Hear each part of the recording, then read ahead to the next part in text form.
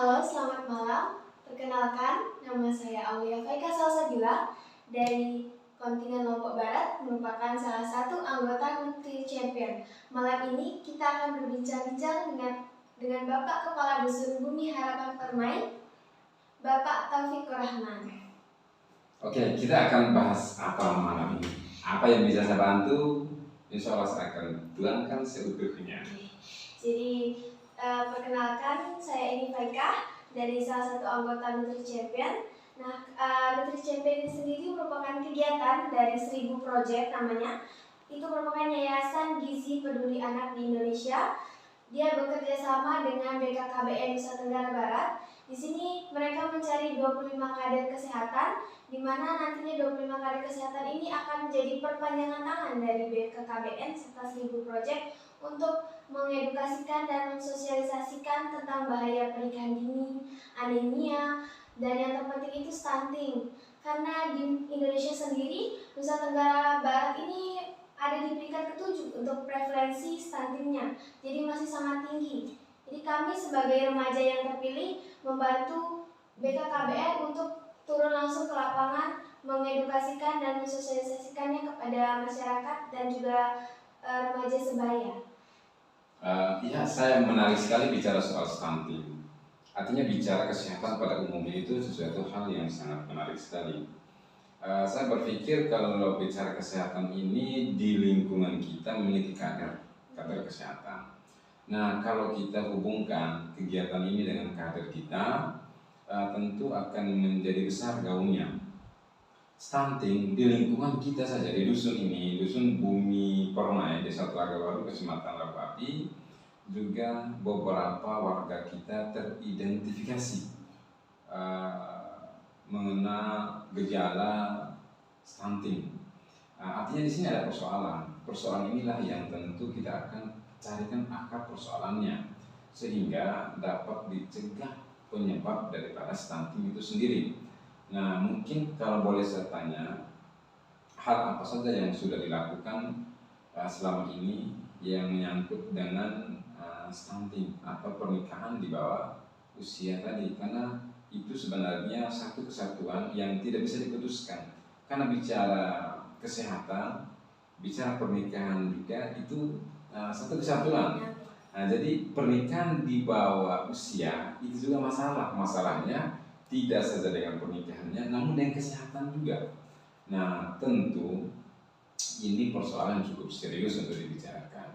Hal apa saja yang sudah pernah dilakukan di NTB pada umumnya, ya di lingkungan kita pada khususnya atau di desa? Yang telah Ika lakukan sendiri atau 1000 Project-nya sendiri? Ya, dari 1000 Project itu dulu, yang dari perusahaan. Nah, kalau dari 1000 Project ini, organisasi ini sudah mengumpulkan 25 anggota dari setiap daerah, jadi bukan cuma di Lombok Barat aja, ada yang diambil dari Lombok Timur, Lombok Tengah, Lombok Utara, Mataram, dan bagian lainnya dari Lombok. Nah, dikumpulkan jadi satu dan kita diberi pelatihan selama 3 hari. Nanti diberi pelatihan selama 3 hari itu ada di setiap kelompok itu ada program kerjanya masing-masing, ada program kerja kelompok dan juga program kerja individu. Nah, kalau di kontingen Lombok Barat sendiri kita sudah melakukan program kerja kelompoknya, yakni kita sosialisasi 2 hari dengan target dua target yang berbeda. Yang pertama itu untuk ibu-ibu yang memiliki balita dan untuk remaja putra dan putri yang sekarang masih bersekolah SMA dan kuliah. Jadi kami tuh kalau untuk yang ibu-ibu tuh kami mengedukasikan tentang bagaimana baiknya memberi empati kepada seorang bayi.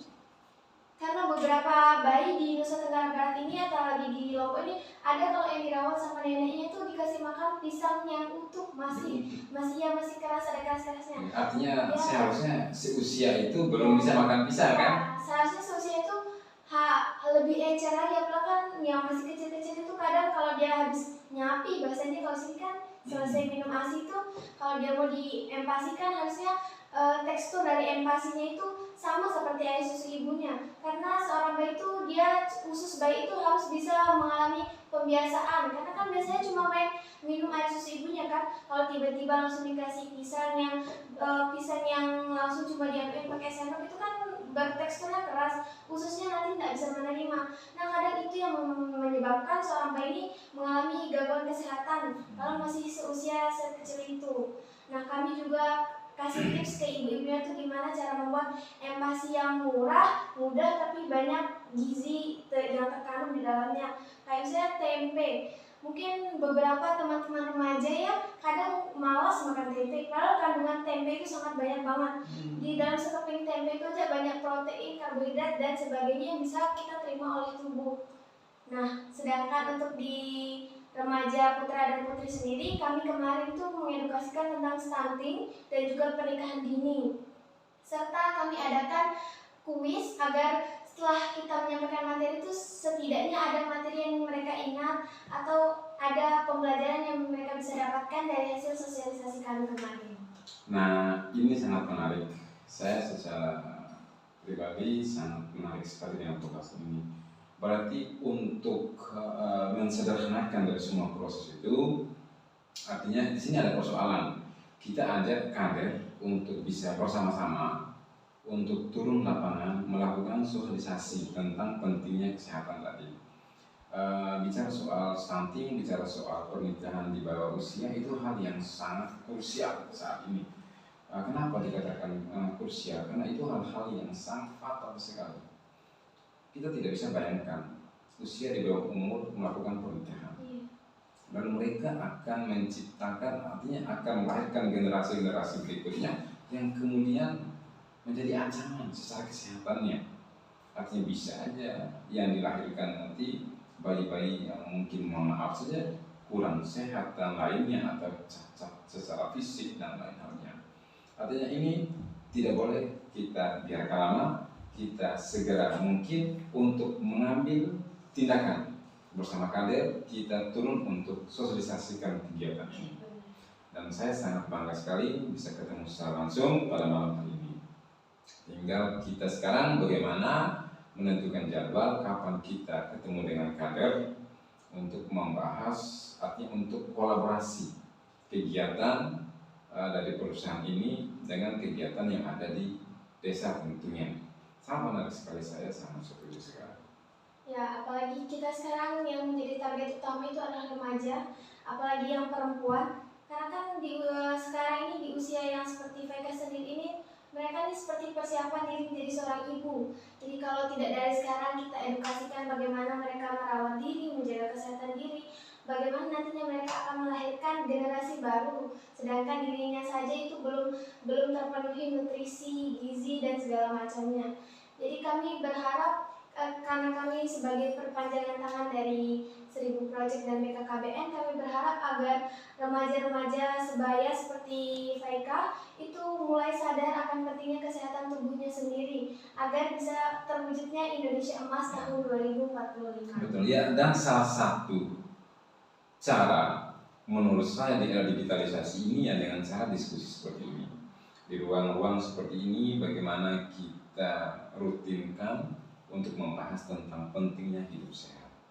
Dengan ini insya Allah saya yakinnya akan bisa memberikan edukasi yang banyak kepada warga masyarakat tentunya yang ada di dusun kita, ketimbang orang saat ini menggunakan media sosial menjadi ruang curhat yang kadang kurang produktif, sekedar bicara soal lapar, kenyang dan lainnya. Saya rasa itu belum tepat penggunaannya. Kalau ruang-ruang itu kita isi dengan hal-hal baik seperti ini, saya rasa akan jauh lebih bermanfaat. Kalau bukan kita yang mengisi ruang itu, siapa lagi? Tapi kalau kita serentak bersama-sama generasi muda lainnya untuk viralkan hal-hal positif, saya yakin semua akan menemukan solusi terbaik tentunya. Dan juga di kemudian pemerintah juga akan merasa terbantu tentunya dengan apa yang sudah kita lakukan nantinya. Nah, mungkin seperti itu saya rasa sudah sangat cukup sekali. Sekian bincang-bincang malam pada malam hari ini. Kurang lebihnya saya mohon maaf. Wassalamualaikum warahmatullahi wabarakatuh.